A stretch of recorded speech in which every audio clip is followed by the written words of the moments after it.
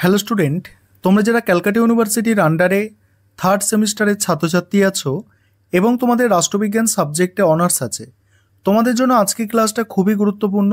আজকের ক্লাসে তোমাদের ডিএসসিসি 4 পেপারের একটি মক টেস্টের প্রশ্নপত্র নিয়ে আলোচনা করব।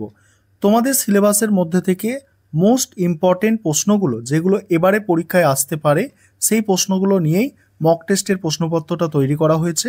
তোমরা মক টেস্টের প্রশ্নপত্রটা সম্পূর্ণ দেখে নাও।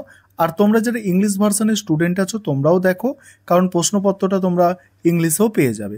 দেখো, তোমাদের যে ডিএসসিসি 4 যে পেপারটা আছে, পলিটিক্স ইন ইন্ডিয়া অর্থাৎ ভারতের রাজনীতি নিয়ে আছে, সেখানে দেখো তোমাদের 75 নম্বরের পরীক্ষা অর্থাৎ 75 মার্কসের পরীক্ষা। সেখানে প্রথমেই তোমাদের 3টে 5 নম্বরের প্রশ্নের অ্যান্সার করতে হয়, 5টা প্রশ্ন দেয়া থাকে। এখানে আমি যে প্রশ্নগুলো দিয়েছি 5 নম্বরের জন্য, দেখো, ভারতের দলব্যবস্থার বৈশিষ্ট্য, পশ্চিমবঙ্গের যে কোনো একটি রাজনৈতিক দলের মতাদর্শ, অন্তঃপরিষদ কি, আঞ্চলিক পরিষদের কার্যাবলী লেখো, অর্থ কমিশনের গঠন ও কার্যাবলী লেখো, এগুলো 5 নম্বরের আকারে দিয়েছি। এবারে মডিউল 1 থেকে দেখো, মডিউল 1 থেকে তোমাদের একটা 20 এবং একটা 10 নম্বরের প্রশ্নের অ্যান্সার করতে হয়। আমি মডিউল 1 থেকে 20 নম্বরের যে দুটো প্রশ্ন দিয়েছি, প্রথমে দেখো একটা অ্যান্সার করতে হয়, দুটো দেয়া থাকে। পরীক্ষায়ও তোমাদের এইভাবেই কোশ্চেন পেপার সেট হবে।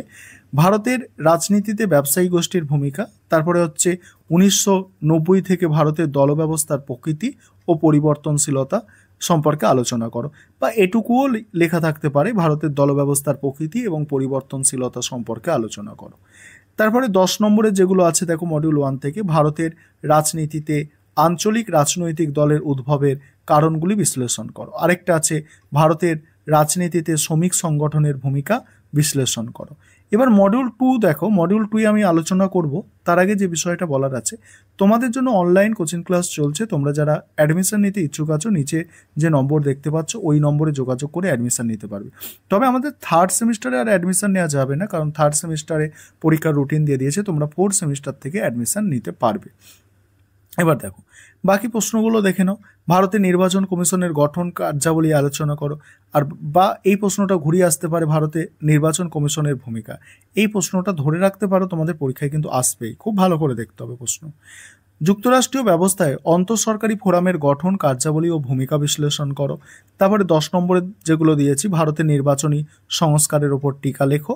আর তারপরে আছে গণতন্ত্রে সিভিল সার্ভিসের ভূমিকা ও বিবর্তন সম্পর্কে আলোচনা করো।